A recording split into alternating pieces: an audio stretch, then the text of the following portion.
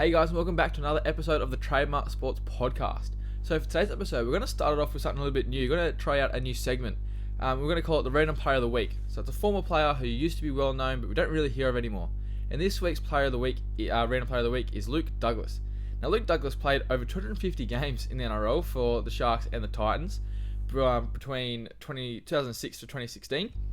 He actually played a few rep games as well, like played for the Prime Minister's 13 three times and managed to score 2 tries, which is pretty impressive for a front rower. Played for New South Wales Country once and also played 10 games for Scotland between 2013 and 2017, so he probably played a couple World Cup games. So yeah, absolute cracker player back in the day, one of the mainstays for that Sharks team, and don't really hear much from him anymore. So getting into the news, the Storm finished. They've lost 4 on the trot now, and last time this happened, back to the Storm, they did end up winning the comp. They lost 5 in a row. But in saying that, they had 3 future immortals on the team in Smith, Cronk and Slater, who are all in pretty much career best form. And the Storm, although they have a lot of quality still around though, with Munster, Hughes, Grant and Cheese, and except like players like that. But they just, this season, they definitely haven't looked like as good as they have usually. Like they're just not clicking as well. There's something lacking. I think it's just the depth of their squad this year isn't as good as it has been in previous years. Like there's always that next up mentality at clubs like the Storm, the Roosters, and like Penrith now, etc. But it just their players that they're bringing through from their reserve grade and stuff just aren't up to the standard they have usually been. And even like you look forward to next year, they're losing a lot of players for next season with the Bromwiches going and also Kafusi. So it'd be interesting to see how they replace that. Obviously they got Tarek Sims coming in, and Alec McDonald has had a pretty good season. But yeah, just be interesting to see the way that Storm move from here. So, news breaking today that they've signed Nofaluma for the rest of the season from the Tigers, which will definitely help the depths in the outside backs. Last weekend they were playing Tyron Wishart on the wing, which, yes, his dad played out there when he was playing, but he's not a winger. He's more of a ball player, half or a hooker. But I think it's a good move for both teams, bringing in Nofaluma.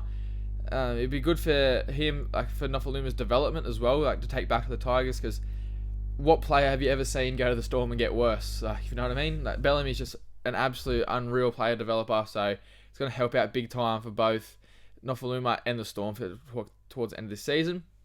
There has also been rumours floating around that they're looking to bring in a halfback on loan, fullback. They're looking to bring in, there's rumours of Adam Dewey and Dane Laurie, which obviously the Tigers said no to because they've given them Nofaluma instead. Jaden Campbell, as well. The Dogs already rejected the proposal of Addo-Carr going back to the Storm for the rest of the year. And then there's also rumours of Reece Walsh going there because, I mean, he got put on the bench last week, but Warriors versus Storm this week, and they've started. There's a bit of a stuff here for that. But yeah, it'd be interesting to see if Storm can bring someone else in. I know they got Nick Meaney to cover at fullback. He's a really good player, but I think they see him as more of a winger long term, so it'd be interesting to see where they go there. Now, Jerome Luai, he tore his MCL on the weekend when he scored his try, and I think the report I saw from NRL Physio is he's going to be out for probably the rest of the regular season. And I don't think this is being talked about as much as it should be. This is a pretty big spanner in the works for the Panthers. And like a lot of people go on about how he's so overrated and all that sort of stuff, but there's a reason why the Panthers' left edge is so dangerous. And yes, I get you got the attacking weapons of Kikau, Tago, and May, but it's the inside work from Luai that allows these players to go out and do their jobs so well. He's giving them so much, because Luai's an attacking threat as he is, so the defense have to sit and watch for him. They can't just push off to Kikau, otherwise he's going to make them look silly. So he's creating so much space and time for Kikau and Tago and stuff to be able to go out and destroy teams' right-hand defenses. And Luai as well, his attacking decision-making is elite, one of the best in the comp. He makes the right decision probably 90% of the time when they're going out to that left edge. But it will be interesting to see how O'Sullivan goes in the 6 and if he can click with Cleary. But in saying that, the Panthers, they don't really need to worry that too much. They've got the minor premiership wrapped up now, and I think Luai coming back finals time will be down a bit on match fitness, but I'm sure the Panthers will be right. I still don't see them doing anything but winning the comp this year. So now, on to the round review of round 19. So, Eels versus Broncos. It's disappointing if you're an Eels fan. Seems to be the same story every year of them starting really well, going almost got the same problems as the Dragons.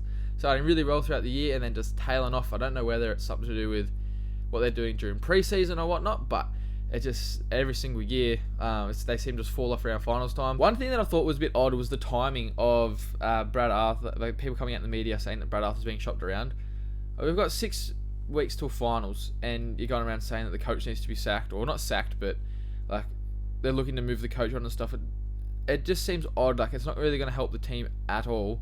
It just creates extra buzz and unwanted negativity around the club around like this time. Like this is the time I meant to be coming together and really push. Yep, we can go win a comp, and it's seems a very, very odd time for this to happen. I think we saw that on the weekend. Like they just seemed very flat. But insane, can't take away from the Broncos' performance. They're really, really starting to look like premiership threats now. Like come through finals time, I think in a game like they could take on absolutely anyone and nearly beat them. So Adam Reynolds and Payne Haas are freaks on a rugby league field. Adam Reynolds has improved that team so much. They've gone from wooden spoon 2 years ago. I think they came around 12th last year to now top 4. And with the only really major signing, I suppose, as well as Capewell this year being Reynolds. I know you've had Miam come in, Cobbo become a regular, and Payne Haas, he ran for over 200 metres again. It's just, he's unstoppable. He's really using his frame to his ability. Like, I think that Origin 3 loss for just, like the Blues when he wasn't there has really stung him, and he's just playing with a chip on his shoulder. Dragons versus Manly. Basically, Ben Hunt versus Manly. Ben Hunt is so good. Scored another double, guided the Dragons to another victory, and he's got to be the favourite for the Dally M. I think every single time Dragons got in the field, he's getting at least 1 point. Like even when Roosters put him to the sword, he played so good in that first half that he might have even scraped a point there. This game could be absolutely huge in context for who makes the finals, because even though Dragons might not make the finals because their for and against is so poor, it's taken away 2 points from Manly, which the Roosters could come through and take that 8th spot, or even the Raiders. They've got a pretty good draw coming home, so Manly would have seen this as a chance to put some distance between themselves and the teams around them, and they've missed that. And Manly's away form is absolutely terrible now. Like from 9 games, they've only won 2, which is a bit concerning going into the finals, especially if they're playing away from home. On to the Chookies versus Knights. Seems as though the Roosters of old are back. Back-to-back weeks of 40-plus points on the board. And could the Roosters be on the charge to make a statement in the finals here? It did all this, especially without Joey Manu.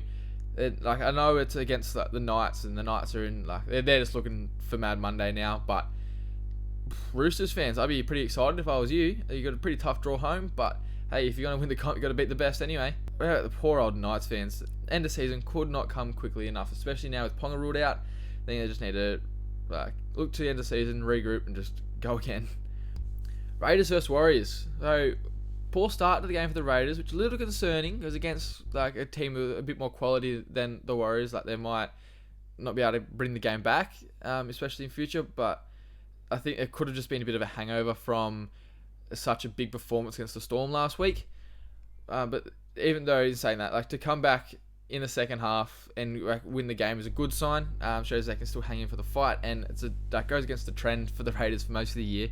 End up giving themselves the nickname of Faders because his second half performances were shocking. Good to see Albert Hopewadi cross for his first NRL try, and I also thought Joey Tarpana, he's so good. He could be probably up there with the form front rows in the comp at the moment. And at this stage, I would probably have him as my Dally M prop of the year, one of 2.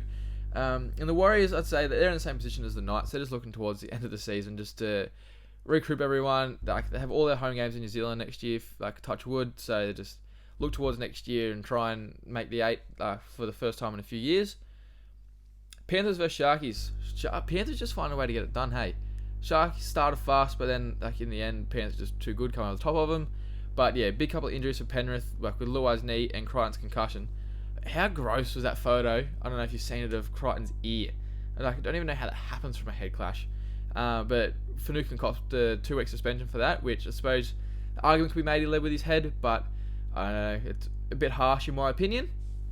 But plenty of positives to take out of this game for both sides. So the Sharks can hang around with the Panthers, so it gives them confidence to build off into the finals.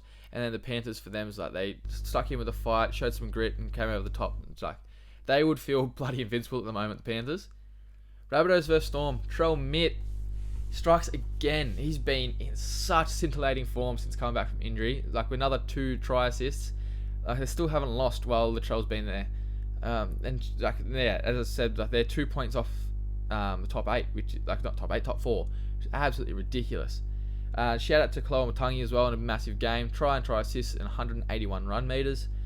So Rabbitohs have snuck up to one win about outside the top 4 after looking very shaky early in the year.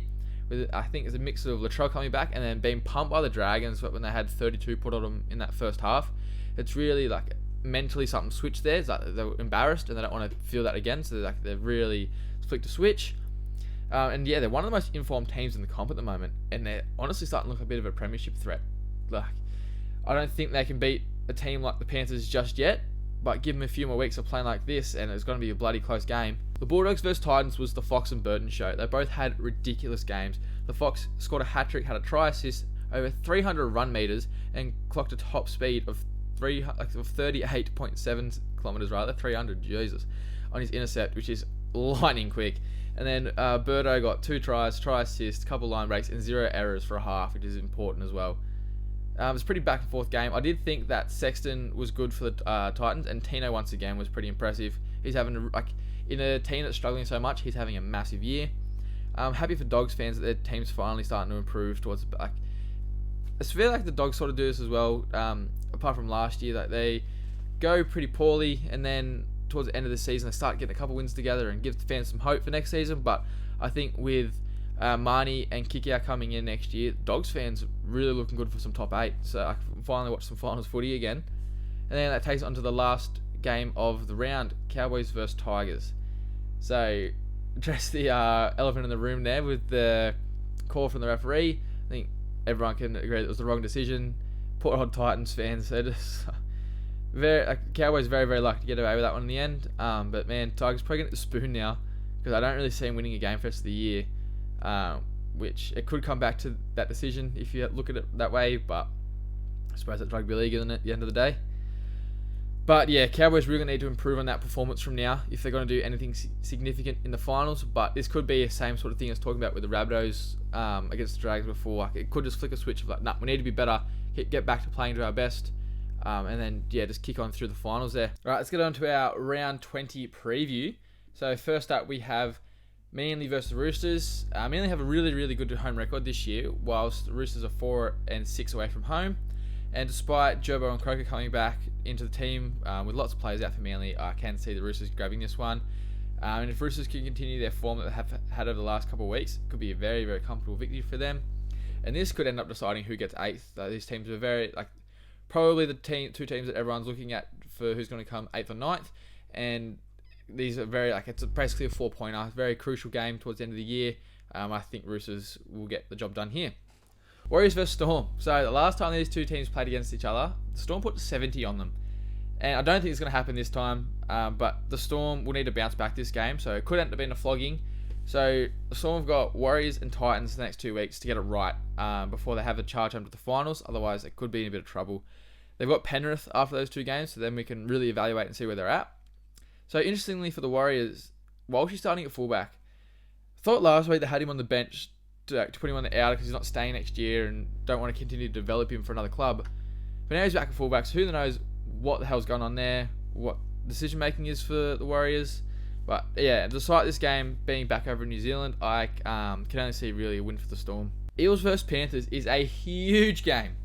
Eels look to bounce back and they need a win. So they're only 2 points off 8th by the time this game will be played, because either Manly or the Roosters will win.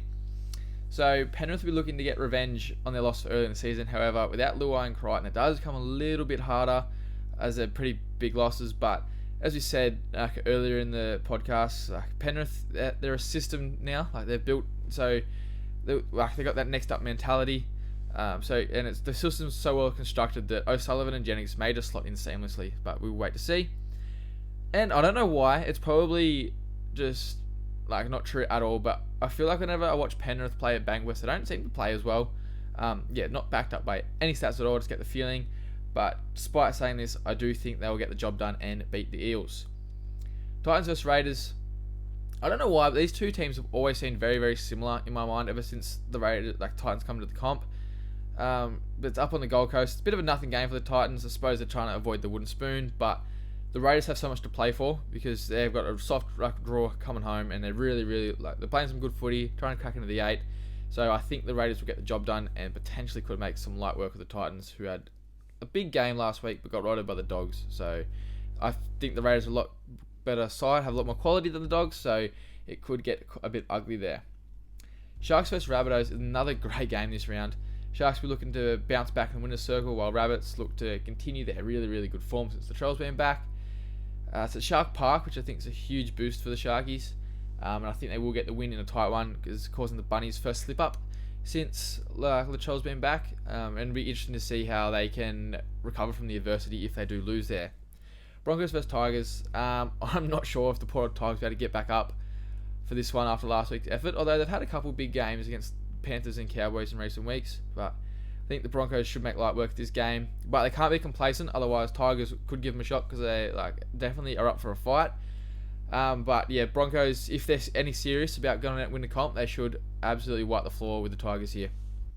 Knights vs Doggies. This is a nothing game. Two teams can't make the 8th. I mean, mathematically the Doggies can make the 8, but I highly, highly doubt it. A lot's got to go right for them there. Poor Titans, as I said before, looking to Mad Monday. Well, Dogs are they're up and about at the moment. They're keen to push through. They show the comp that they've got, put a bit of fear into everyone for next year.